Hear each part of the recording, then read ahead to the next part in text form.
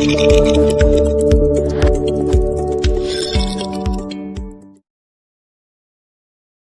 Hey guys and welcome back to your channel. और अब हम लोग शुरू करने वाले हैं एक्सरसाइज 1.3 का क्वेश्चन नंबर 6।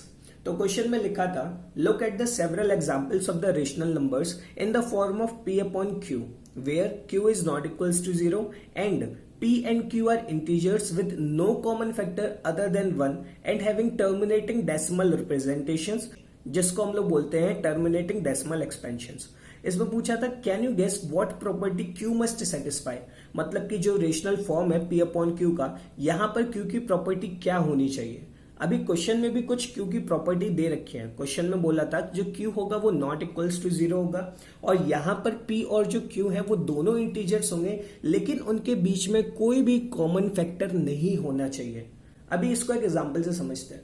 फॉर एग्जाम्पल, आपके सामने एक रेशनल नंबर है 13/7, तो 13 और 7 के बीच में कोई भी कॉमन फैक्टर नहीं है other than 1। On the other and अगर हम लोग बात करते हैं 48/12 के बारे में, तो यहाँ पर 48 और 12 का एक कॉमन फैक्टर है जो कि है 6।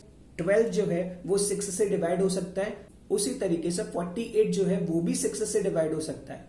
सो in this way 6 is the common factor of 48/12। 6 के अलावा भी कई कॉमन फैक्टर हो सकते हैं, लेकिन मैं यहाँ पे सिर्फ एक एग्जाम्पल बता रहा हूँ। क्वेश्चन में रिक्वायरमेंट थी कि सिर्फ वही रेशनल नंबर लेने हैं जिसके न्यूमरेटर और डिनोमिनेटर के बीच में कोई भी कॉमन फैक्टर नहीं होता है। फिर हम लोगों को बताना है कि Q की प्रॉपर्टी क्या होगी। इसको हम लोग वेरियस एग्जांपल से समझते हैं। वैसे इसका आंसर जो है वो छोटा है, लेकिन इसको समझने के लिए मुझे आपको कुछ एग्जाम्पल समझाने पड़ेंगे। तो चलो शुरू करते हैं अपने एग्जाम्पल्स, फिर बताता हूँ इसका आंसर क्या है।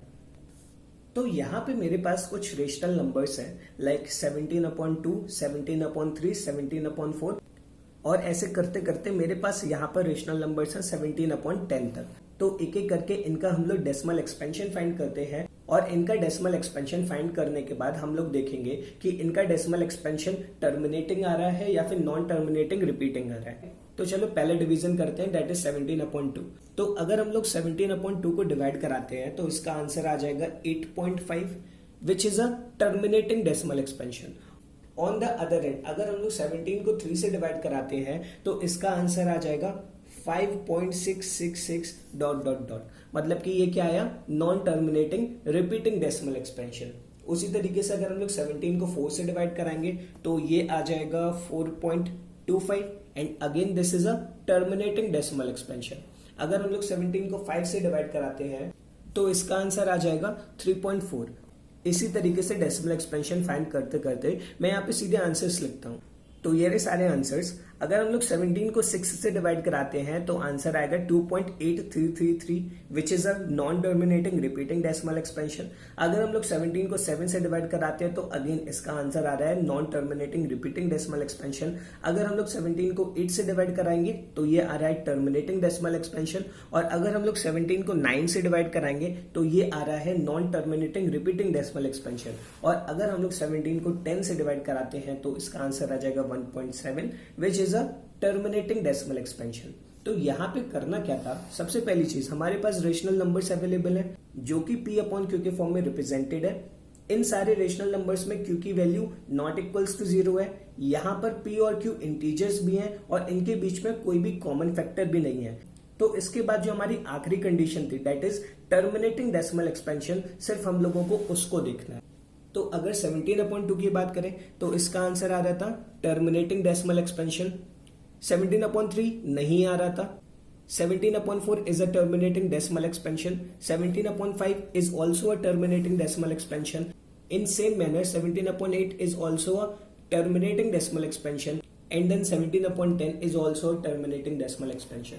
तो इसके बाद हम लोगों को करना क्या है, सिर्फ और सिर्फ Q की प्रॉपर्टी बतानी है कि Q की प्रॉपर्टी क्या है।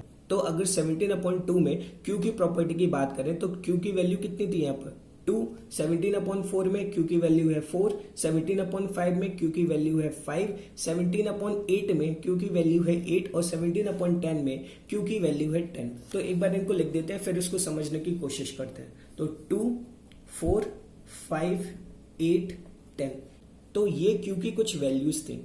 तो यहां पर समझना जरा, अगर Q की वैल्यू 2 होती है तो उसका आंसर क्या आ रहा था, टर्मिनेटिंग डेसिमल एक्सपेंशन। अगर Q की वैल्यू 2 के मल्टीपल में होती है, क्या बोला, अगर Q की वैल्यू 2 के मल्टीपल में होती है, दैट इज 2 into 2, तब भी वो क्या आ रहा था, terminating decimal expansion. And again अगर Q की वैल्यू 2 के मल्टीपल में है तब भी उसका आंसर कितना आ रहा था, टर्मिनेटिंग डेसिमल एक्सपेंशन। तो यहां से एक बात तो क्लियर होगी कि अगर Q की वैल्यू 2 है या फिर कोई भी 2 का एक मल्टीपल है तो उसका आंसर क्या आ रहा था, टर्मिनेटिंग डेसिमल एक्सपेंशन। उसी तरीके से अगर Q की वैल्यू 5 भी होती है तब भी उसका आंसर क्या आएगा, टर्मिनेटिंग डेसिमल एक्सपेंशन। अब बचा हमारे पास 10, तो 10 में क्या है, कॉम्बिनेशन ऑफ 2 and 5। तो अगर डिनोमिनेटर में कोई ऐसा भी नंबर है जो कि 2 और 5 के कॉम्बिनेशन से बनता है, for example 10, for example 20, for example 40, तो वहां पर क्या होगा, जो भी रेशनल नंबर है उसका जो डेसिमल एक्सपेंशन होगा वो टर्मिनेटिंग डेसिमल एक्सपेंशन होगा। तो यहां से हम लोगों को पूरा आंसर मिल जाता है कि अगर Q की वैल्यू 2 है या फिर 5 है या फिर कॉम्बिनेशन ऑफ 2 और 5 है, तभी उसका आंसर क्या होगा, टर्मिनेटिंग डेसिमल एक्सपेंशन होगा। यहां पर एक बात और याद रखना, ये वाला जो आंसर था, ये आंसर सिर्फ और सिर्फ तभी वैलिड होगा जब P और Q आपके को प्राइम नंबर्स होंगे। को प्राइम्स का मतलब होता है जिसके बीच में कोई भी कॉमन फैक्टर ना हो अदर देन 1। अगर अदर देन 1 वाली कंडीशन नहीं लगी है तो फिर ये आंसर कोई भी रिलेवेंस नहीं रखता है। ये आंसर आपका सिर्फ तभी वैलिड होगा जब P और Q आपके को प्राइम्स होंगे, मतलब कि they have no common factor other than 1। तो ये रहा इसका main answer, the prime factorization of Q has only powers of 2 और पावर्स ऑफ 5 और बोथ। मतलब कि Q के पास सिर्फ और सिर्फ 2 या 2 की पावर में कोई भी नंबर हो सकता है, या फिर 5 या 5 के पावर में कोई सा नंबर हो सकता है, या फिर 2 और 5 दोनों हो सकते हैं। सो आई होप आपको ये वाला क्वेश्चन समझ में आ गया होगा। इसका आंसर काफी ज्यादा छोटा था लेकिन एक्सप्लेनेशन थोड़ा सा मैंने डीप किया है जिससे आपको ये क्वेश्चन बहुत अच्छे से समझ में आ जाए और कोई भी डाउट ना रहे। तो इसको आप नोट कर लेना, और आप चाहो तो इसका जो एक्सप्लेनेशन है वो भी नोट कर सकते हो।